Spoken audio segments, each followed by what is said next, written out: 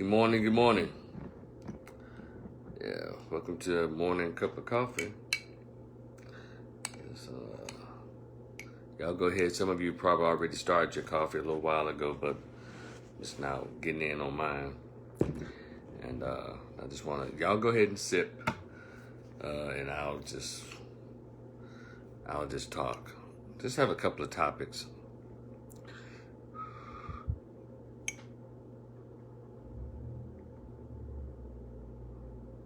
Let's have a couple of topics. Ooh, a little hot. So, good morning. Welcome to this February 15th, day after Valentine's Day for some weirdos, Galentine's Day. But I want to just share a couple of topics this morning. Nothing major. Just something that was on my mind. You know, I'm Rico the Opinionist on YouTube, Instagram, and Twitter. And Rico Opinionated Rivers on Facebook, and Rico the Opinionist on, I suppose, my Facebook group. So I'm all over the place if you want to hear my thoughts, right? I want to start off something that's very interesting. VanJones, y'all know that big old brother, who's always on the Crime News Network, because he's one with the major, tall, about 210 pounds, 6'3", football-sized black dude, always on that damn network crying about the weirdest shit. Cried when, I think when Trump said something about, I don't know, about the immigrants or said S-hole countries or something. He was like, oh, I thought I could live in a country, but we could be free. You know, he might as well wear pearls. He's always clutching them. He also cried when Trump, the election was stolen from Trump. And now we can live in a country where my little children can be judged by the content of their character, not the color of their skin. Well, VanJones, based on your wife and your children, they barely have any color. And based on what I'm talking about this morning, you made sure this new baby that you have with this white woman doesn't have any color either. I'm going to go there in a minute. VanJones has also done some memorable things. He's not a total klutz.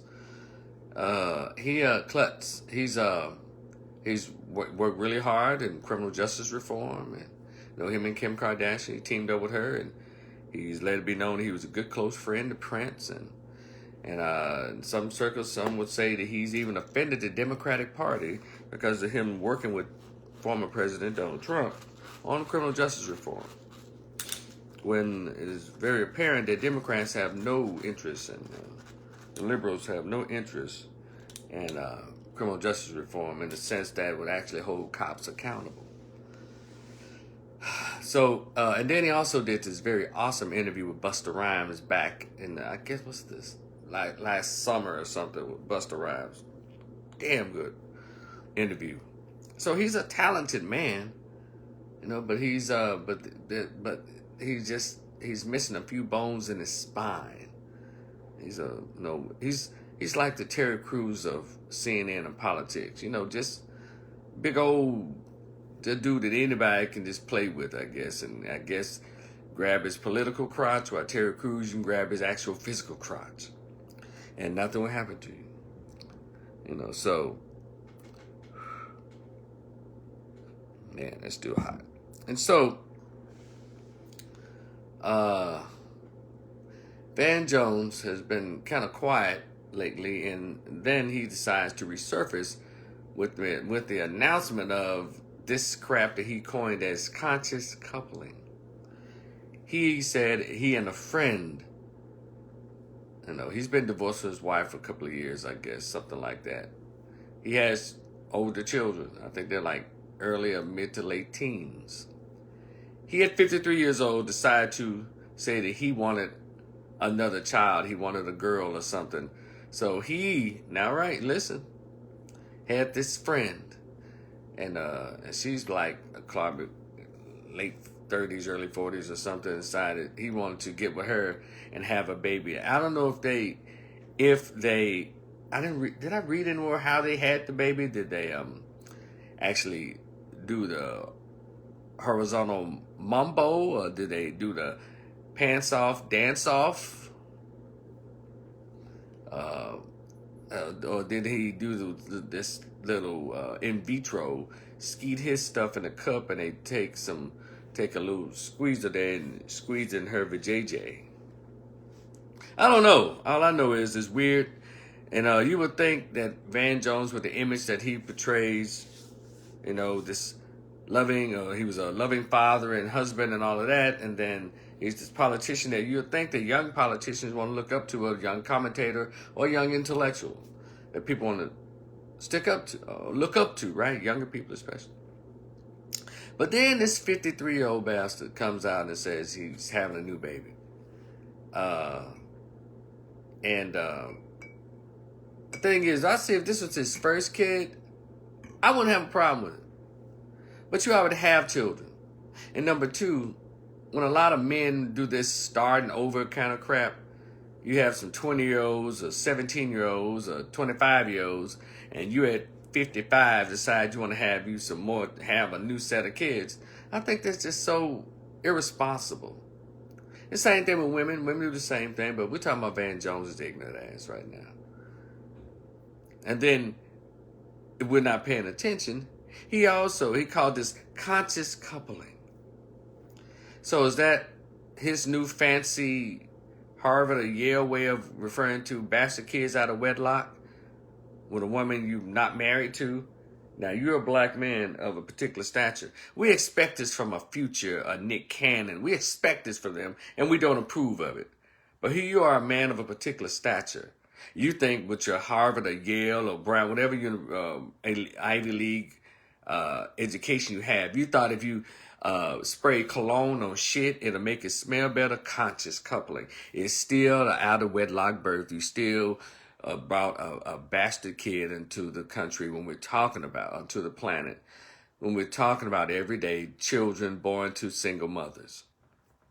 That's what you did, VanJones. And you ought to be ashamed. And you wonder why people don't really take you seriously. One minute you crying tears about the most mundane things, and then you want to do some crap like this.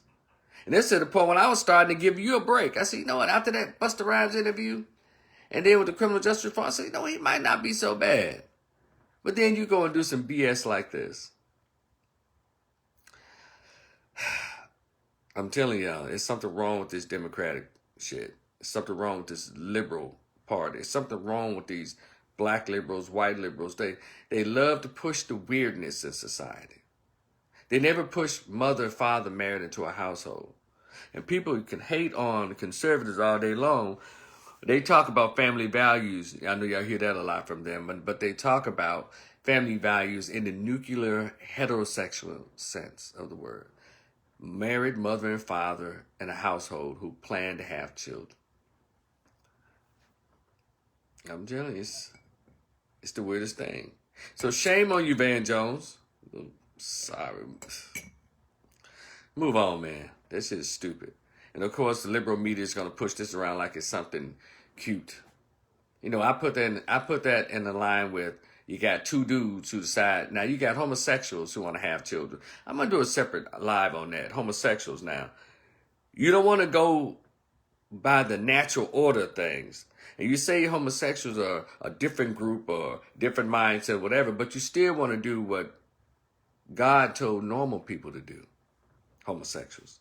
That's why I said this homosexuality thing is just a running gag. It's just a ploy. Because even if you live in the hood, you see pregnant studs. How come anybody gay still wants to do what natural people do or do what heterosexual people do? You're not even supposed to be even in that arena to want kids. You know, you shouldn't even want to, you shouldn't even want to, you shouldn't even want to do that. Isn't that weird?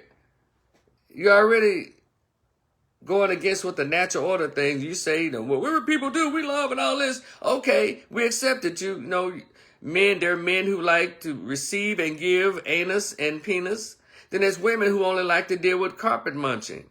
So, okay, but then you also want to penalize and vilify heterosexual people who don't look favorably upon that unnatural behavior. But then you still want to steal our swag and our stilo. See, either you're with what God is talking about or you're not homosexuals. Stay in your lane. You're not supposed to be reproducing. You're not supposed to want children, homosexuals. You're not.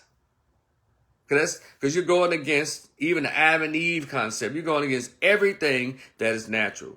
So that lets you know it's all some bullshit. And you religious folks need to stand up more about this. See, I'm a non-religious, non-believer cat. I'm just looking at the natural order of things. But I need these church folks and so-called believers to stand up so people like me, you know, the non-believers, so we can stop saying this stuff. Y'all stand up on y'all's Bible and put these folks in check. But instead, Satan's minions has put you all in check. Has told y'all to fear when you're supposed to have all this God in your life and in your heart, and Jesus Christ died for you. That's why I don't have a religion, because I'm not a waffler. I'm not a waffler. But anyway, VanJones, you're out of here, bro. Do better, man. So it's in that poor example. But anyway, good morning, Finesse Rice. Is it Finesse or Finesse Rice? Well, good morning. But anyway, let's go over to this Sha'Carri Richardson thing. I don't know if I'm sure you've heard this story where the commission, an Olympics commission, allowed this young white girl from Russia who tested positive for a banned substance. Matter of fact, his medication is that people use for heart medicine, which allows blood to pump to your heart and heart starts pumping real fast. It was a banned substance. And they still allowed her to compete under this, what I call white privilege, or like so many others have gotten. Well, we didn't want to ban her because this banning her would cause irreparable harm to her future in the Olympics. But Sha'Carri got banned for using a banned substance. And Sha'Carri has spoken out about it. She tweeted, "It's all in the skin." And she also went on to say that being black is the only difference I see. And she's correct. However, this does not erase what she did. It does not compel me to want to apologize for my stance that I took on her. Because you know what I'm saying? I know about racism, white supremacy. I studied under the scholars. It seems like those of you who are just now finding out how white people operate in these systems. When Black Lives Matter came out with that Black Lives Matter bullshit, they threw out the word white supremacy. And then they want you to talk about white privilege. But see, I learned about all this when I was a young man in the late 80s, early 90s, particularly in my Grambling State University, because I got to meet the authors of the scholarship or the research of white supremacy. I got to meet some of them, like, who did I get to meet? Dr. Frances Cress Welsing. She wrote the book, The ISIS Papers. Dr. Joy Leary, Brother Neely Fuller, who I still have his book and her book in my possession. I never met him, he was up to 60s and 70s. But some of the Dr. Naeem Akbar spoke about it. See, I already knew about this, but Black Lives Matter brought out the woke folks. But the conscious community has always been here. So what Sha'Carri did is the truth. It's right. So what we gonna do about it? And yeah, a lot of people got down on her. I was one of them that got down on her. Not only because she broke the rules, because of how she behaved, how she handled it. That's what we were talking about. Because we got people saying, well, there were a lot of people that got down on her that talked real bad about Sha'Carri and talked about her, made fun of her, and there was a lot of black men that got down on her. Well, if you can make that distinction, make that difference, I guess. It was both that shared their criticisms of her behavior. Because number one, this white girl being banned and not being punished does not take away from Sha'Carri breaking the rules. And yeah, we get that. When has white supremacy ever been fair?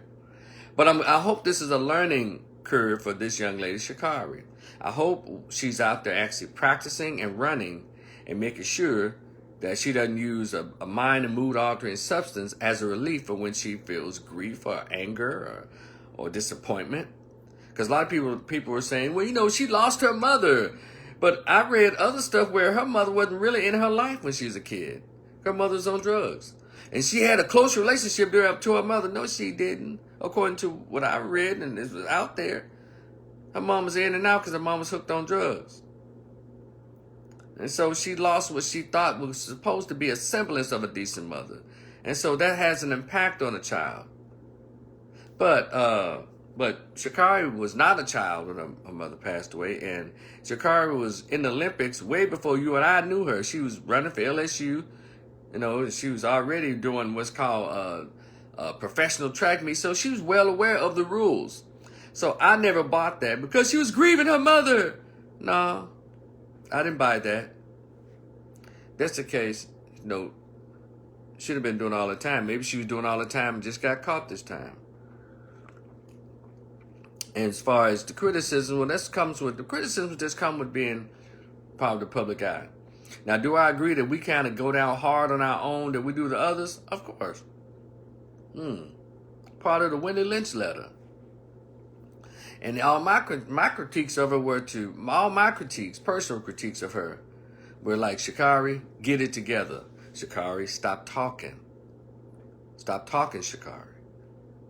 Be more of a lady. Be professional. That hood shit, them tattoos, and all that weird ass hair. You can still, be a lady. Practice the work. Beat them with the work.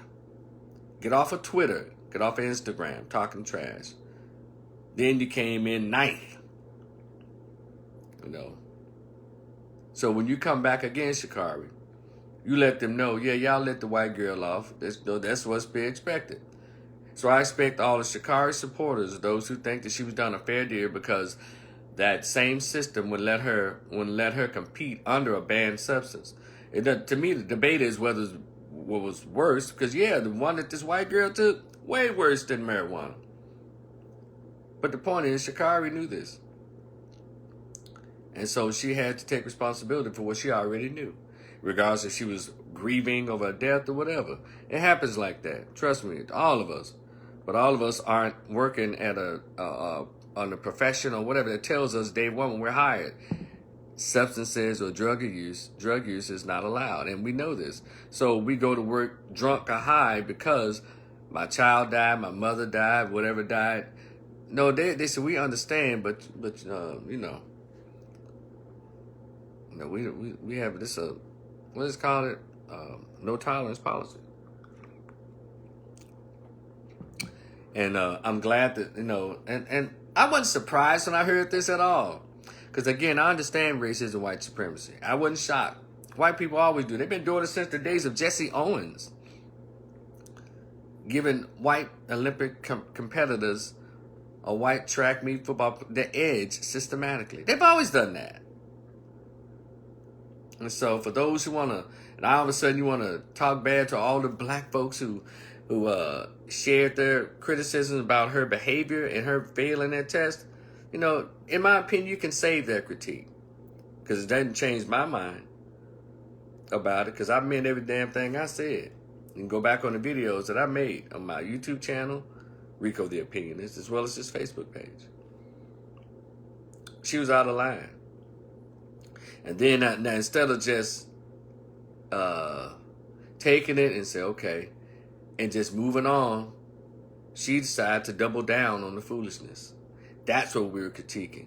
Had she just gone on, she said, okay, I failed, and just moved on and done just been professional about it. No one had anything to say. The reason we had so much to say because she gave us so much to talk about. Do you understand that? And this white girl ain't gonna say a word ever because the system has spoken for her. And we need to understand this. If we truly believe in racism and white supremacy, we need to start acting like it. Stop acting shocked when they pull the bullshit over us. They do it all the time. My thing is, when I talk to African Americans or black people, when are we going to get it, or when we start acting like we get it? Well, what's all this reactionary, this surprise reaction to everything they do. Then we say, well, I knew it anyway, they was racist. I'm like, well, damn, if you believe that they're racist, act like it.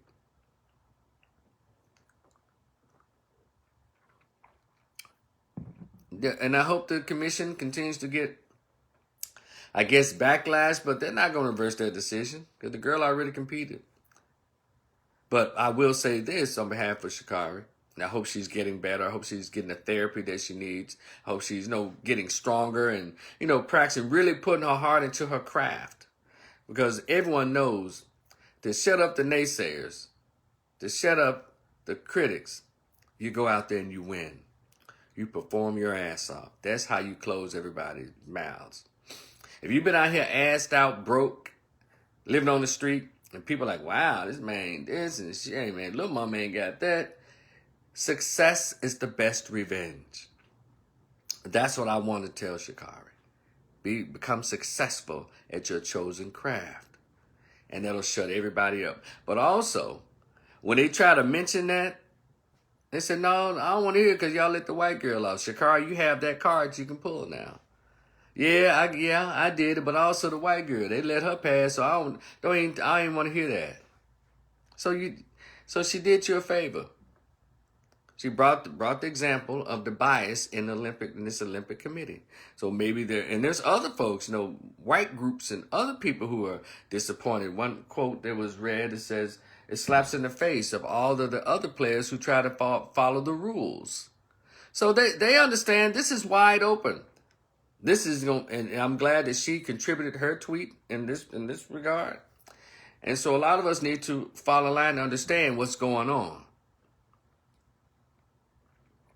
But what we need to do is stop giving her kudos or supporting her for using drugs. I know a lot of you got these weird ass attitudes about marijuana.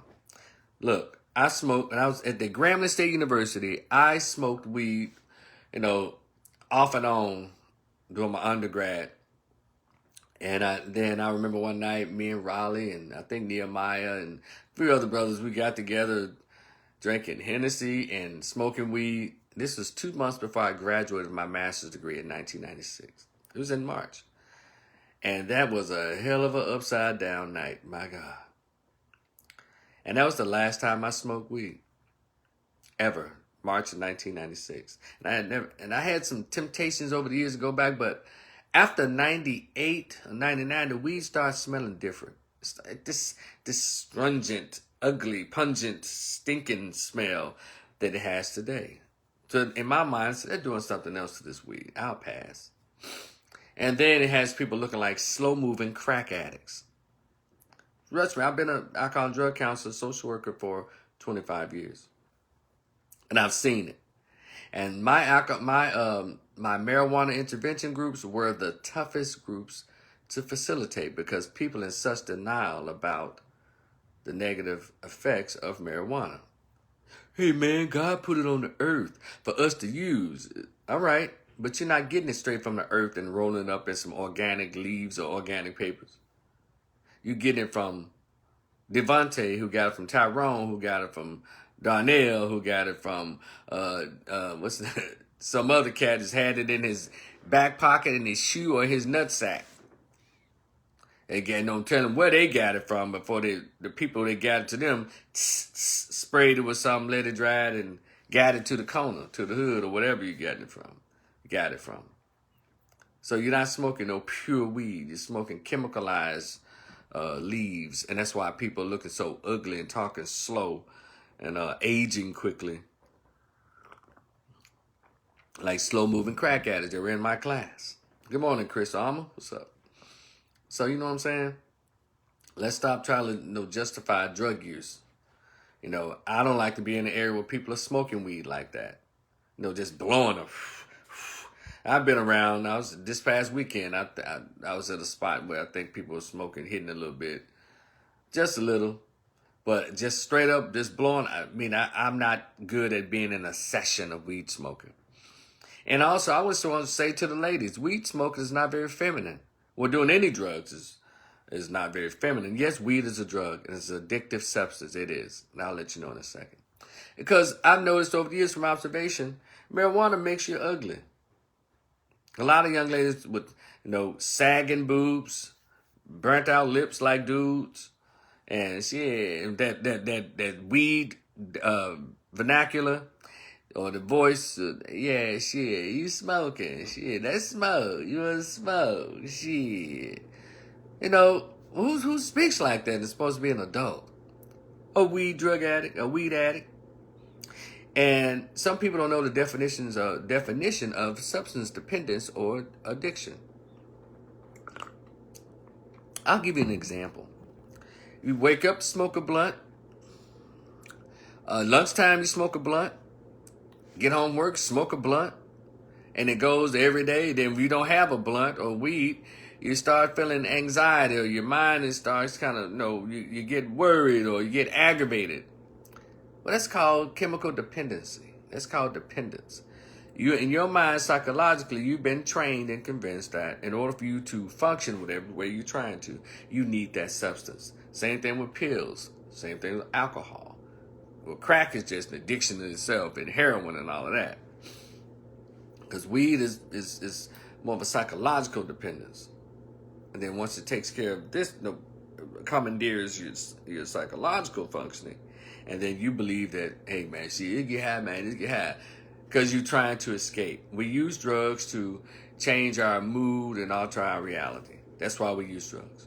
Even if it's a BC. Oh, damn, my tooth hurt, take a BC. Ah, yeah. And there are people who get hooked on BCs to the lining of their stomachs disappear, and there's bleeding there. Good powders, BCs, you name it. Be it, I don't care if it is arthritis strength. It hits your body, hits your bloodstream, like, yeah, this is how I need to feel. Xanax, Percocets, all that stuff, Valium, all that good stuff. Just have you floating on the clouds. And then next thing you know, you want to feel like that every day. Your mind and your body is connected to the pills. Get it?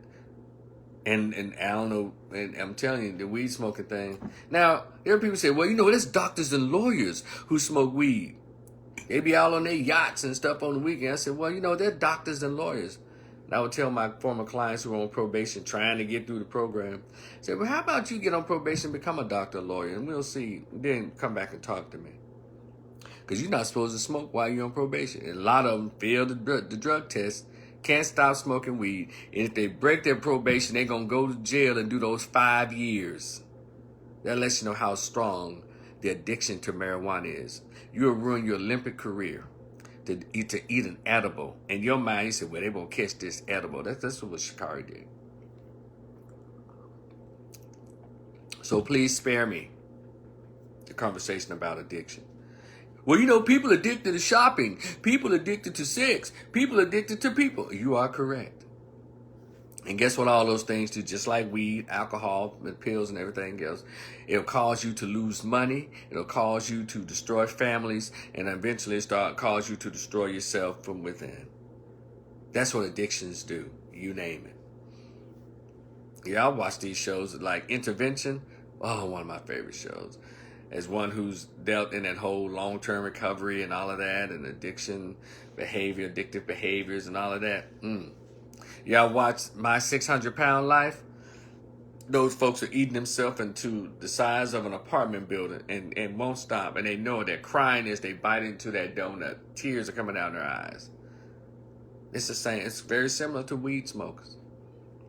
They can't socialize. They can't be with their family. They can't be with their friends. They can't work, some of them, unless they're high. And that's the problem.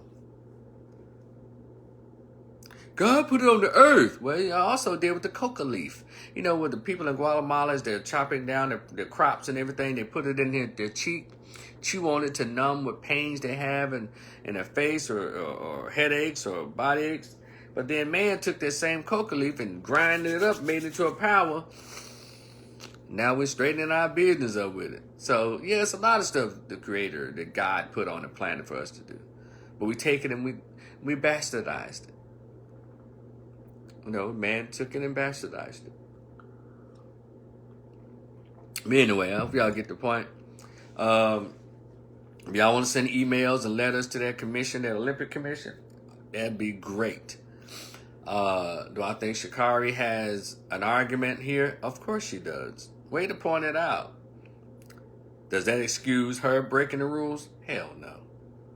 See, you don't have to stoop to that level. Get down in the mud with pigs. You don't have to do that. It's not required. But anyway, thank y'all so much. I'll be back later on today with another live to talk about stuff. Y'all enjoy the rest of your day. This is Rico the Opinionist. Be cool. We'll talk later. Peace.